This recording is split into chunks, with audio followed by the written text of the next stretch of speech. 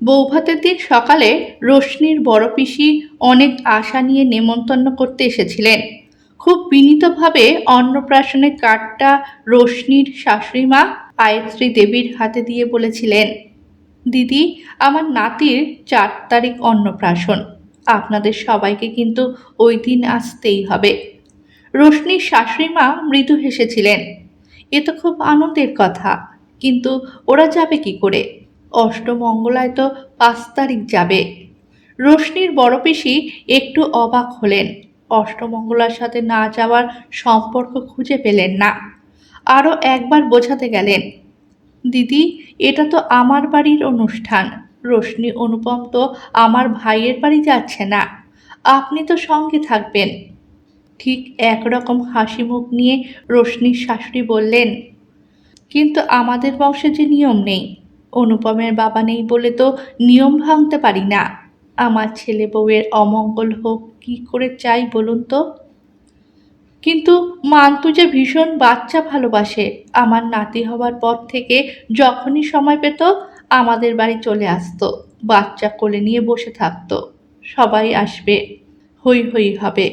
ওর যে বড্ড মন খারাপ হবে। তাছাড়া নতুন মেয়ে জামাইকে সবাই দেখবে। রোশনি তখনও হাল ছাড়েনি। বড় পিসির ওপর ভরসা আছে। উদ্গ্রীব চোখে শাশুড়ি মায়ের মুখের দিকে উত্তরের আশায় তাকিয়েছিল। চেয়ার থেকে উঠে পড়লেন আয়ত্রী দেবী। মিষ্টি হেসে বড় পিসির গায়ে হাত রাখলেন। প্রসঙ্গটা বাদ দিন। ওই যে বললাম অমঙ্গল। মুহূর্ত অপেক্ষা না করে আয়ত্রী দেবী ভেতরের ঘরে চলে গেলেন। ফ্যাল ফ্যাল চোখে তার দিকে তাকিয়ে থাকলেন রোশনির বড় পিসি। এরপরে আর কিছু বলা চলে না।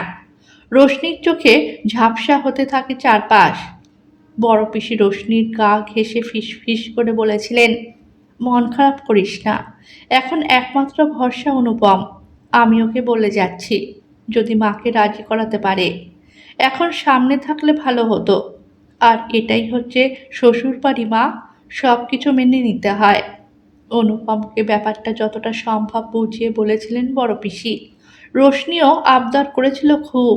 অনুপম মাকে বোঝাবার চেষ্টাও করেছিল, তবে শেষমেশ ফল হয়নি কিছু। অন্নপ্রাশনের সারাটা দিন নীরবে চোখের জলে কেটেছিল রোশনির। পিস্তুত বোনেরা ভিডিও কলে বাচ্চার ভাত খাওয়ার অনুষ্ঠানটা দেখিয়েছিল।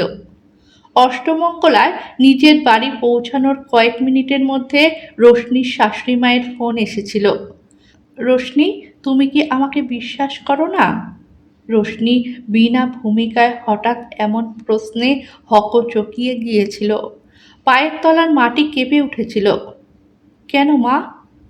তোমার আলমারি লক করে চলে গেলে, এমনকি চাবিটাও দিয়ে গেলে না।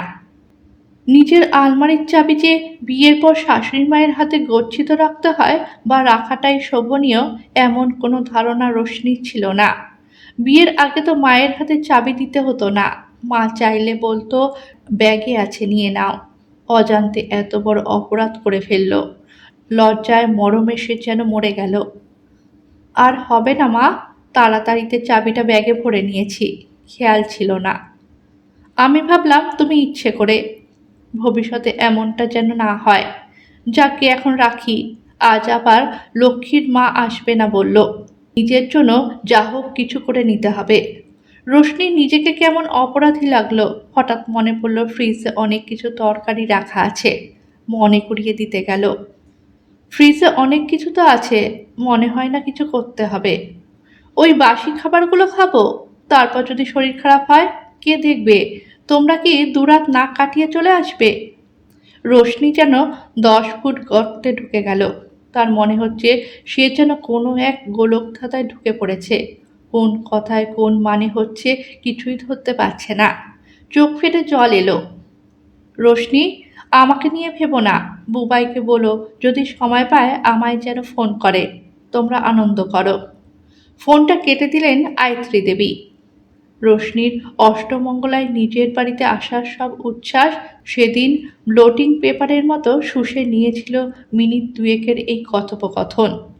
অনুপম ব্যস্ত ছিল শালির দল সামলাতে। রোশনি কোনো কথাই সেই মুহূর্তে ওকে বলতে পারেনি। রোশনি নিজের ঘরে ঢুকে দরজা দিয়ে নিজের বিছানায় চেনা বালিশ আঁকড়ে হাপুস চোখে খুব কেঁদেছিল। রোশনি অনুপমের বিয়েটা বড় বেশি তাড়াতাড়ি ঠিক হয়েছিল। রোশনির বাবার কিডনির সমস্যা ধরা পড়ার পর চেনা হিসেব পাল্টে গেল।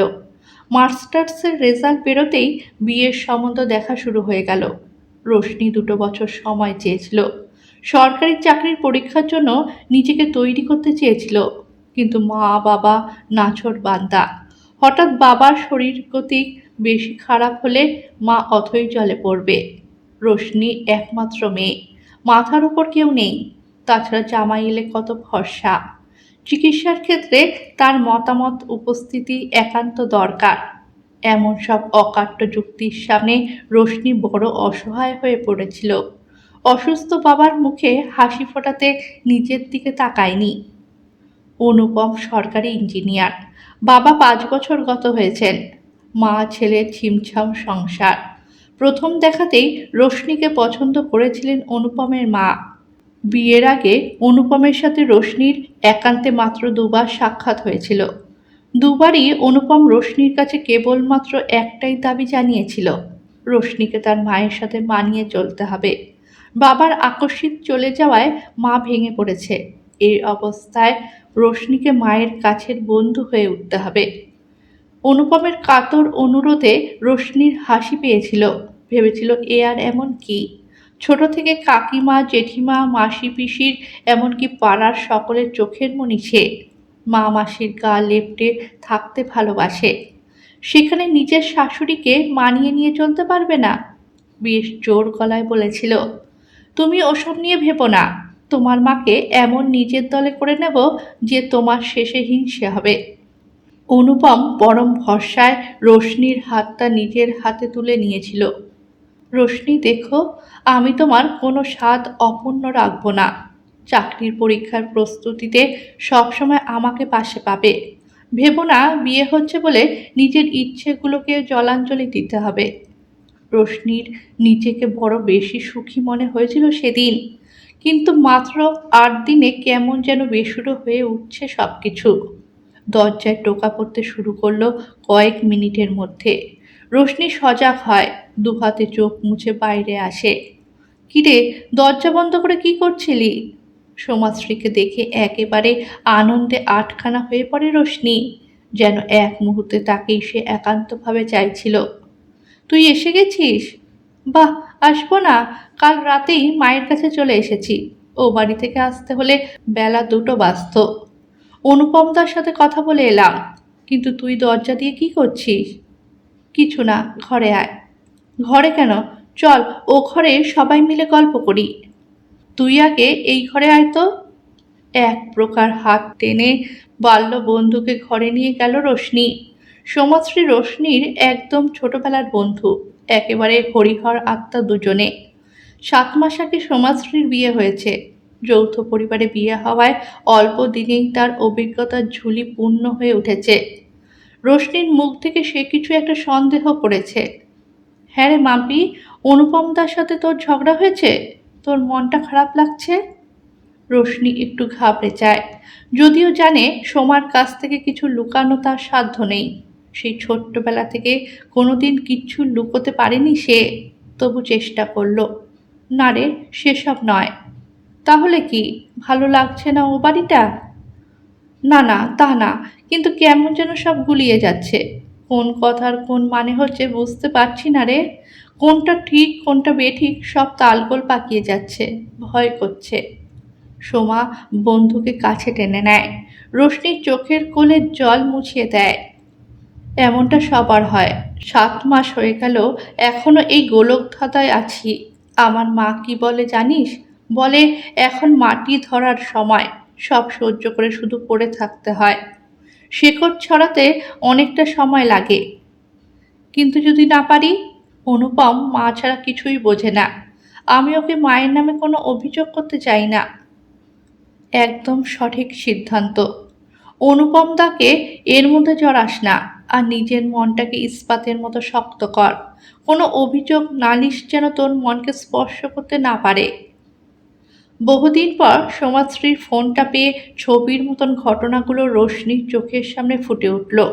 রোশনির এখনো বিশ্বাস হচ্ছে না, বেশ কিছুদিন সোমার সাথে কথা হয়নি। এর মধ্যে কি ঘটলো? রোশনি ভেবে কুল পায় না। এই মুহূর্তে রোশনির সোমার কাছে ছুটে যেতে ইচ্ছে করছে। সোমার মতো মেয়ে বিয়েটা টিকিয়ে রাখতে পারল না। 7 বছরের বিবাহিত জীবনের ইতি টানতে ব্যাঙ্গালোর থেকে কলকাতায় ফিরে আসছে সে। ওর স্বামীর বদলি হয়েছে 2 বছর। রোশনির অবাক লাগছে। যে মেয়ে যৌথ পরিবারে শাশুড়ি খুড়শাশুড়িদের নিয়ে মানিয়ে চলতে পারল, সে কিনা একা স্বাধীনভাবে থাকতে পারল না। রোশনির মাথায় হাজারটা সম্ভাবনা পাক খাচ্ছে। অনেকবার রোশনি জিজ্ঞেস করেছে, কিন্তু সোমা বলতে চায়নি। প্রতিবার বলেছে কলকাতায় গিয়ে দেখা হলে সব বলবে। এদিকে রোশনি এই 7 বছরে নানা তিক্ত ভালো অভিজ্ঞতায় একেবারে পাকা গৃহিণী হয়ে উঠেছে। অনেক চোখের জলের পর সোমার কথা মতো নিজের মনটাকে ইস্পাত করে নিয়েছে। ছোটখাটো কোনো দোষারোপ নিয়ে মাথা ঘামায় না। আর হ্যাঁ, এখন সত্যি সে শিকড় বিস্তারে মহিরুহ হয়ে উঠেছে। রোশনির 5 বছরের কন্যা এখন ঠাম্মির যাবতীয় মনোযোগ কেড়ে নিয়েছে। তিনি এখন নিজের ছেলে বউকে ছেড়ে নাতনিকে নিয়ে পড়েছেন। মেয়ের দায়িত্ব শাশুড়ির উপর দিয়ে রোশনি নিজের ব্যবসা নিয়ে ব্যস্ত। অনুপম কিন্তু তার দেওয়া কথা রেখেছে। রোশনির সব স্বপ্ন পূরণের জন্য যথাসাধ্য সাহায্য করেছে। রোশনিকে বুঝিয়েছে সরকারি চাকরি না পেলে ভেঙে পড়ার কিছু নেই, নিজেকে প্রতিষ্ঠিত করাই শেষ কথা। যাই হোক, প্রায় 1 মাসের চেষ্টায় রোশনি সোমাকে দেখা করাতে রাজি করতে পেরেছে। এক ছোট রেস্টুরেন্টে দুজনে মুখোমুখি বসলো। রোশনি অবাক চোখে তাকিয়ে থাকে সোমার দিকে। বছর 2 পরে দেখছে কি ভীষণ পাল্টে গেছে। শরীর শীর্ণকায়, চোখের তলায় কালি, চোখের দৃষ্টিতে অদ্ভুত নীরবতা, সাজ পোশাক একেবারেই সাদামাটা। রোশনি অস্থির হয়ে উঠছে। সোমা, তোকে এমন লাগছে কেন? চেহারার এমন দশা কেন? বেশ কিছুক্ষণ থেমে হতাশা মাখানো গলায় সোমা উত্তর দেয়, আর চেহারা, এখনো বেঁচে আছি এই ঢের। কেন, কি হয়েছে? থরথর করে সোমার ঠোঁট দুটো কাঁপছে, গলার স্বর কান্নায় বুঝে আসছে। কোনো রকমে বলল, 1 বছর আগে ইউট্রাসের টিউমার ধরা পড়ল। খারাপ দিকে যাচ্ছিল। ডাক্তার বলে দিল ইউট্রাস বাদ দেওয়া ছাড়া পথ নেই। জানিস, তারপর থেকেই আবির পাল্টে গেল। ও সন্তান বড় ভালোবাসতো, আমি তো দিতে পারলাম না। আবির নেশা ধরল। এখন অন্য মেয়েদের সাথে সম্পর্ক রাখতেও শুরু করেছে। আমাকে ওর জীবন থেকে মুক্তি দিতে বলেছে। পারলাম না রে মাম্পি। দিনের পর দিন এই অপমান মানতে পারছিলাম না, তাই চলে এলাম। রোশনি কেঁপে উঠল। মাত্র 2 বছরে এত কিছু ঘটে গেছে, সোমা কিছু জানালো না? রোশনি জানতো সন্তান আসতে সোমার একটা সমস্যা হচ্ছে, কিন্তু সব কিছু শেষে সে যে কিনারায় এসে দাঁড়িয়েছে রোশনি ভাবতে পারেনি। রোশনির দুগাল গড়িয়ে নামছে জলের ধারা। সোমার দিকে কাতর চোখে তাকায়। এতদিন কেন চুপ করে ছিলি সোমা? এত বড় অন্যায়টা মেনে নিলি? সন্তান না হওয়ার কারণে কোনো স্বামী স্ত্রীকে ডিভোর্স দিতে পারে না। লড়াই করব বলছিস? খাওয়া পড়ার টাকা আবির দিয়ে দেবে বলেছে।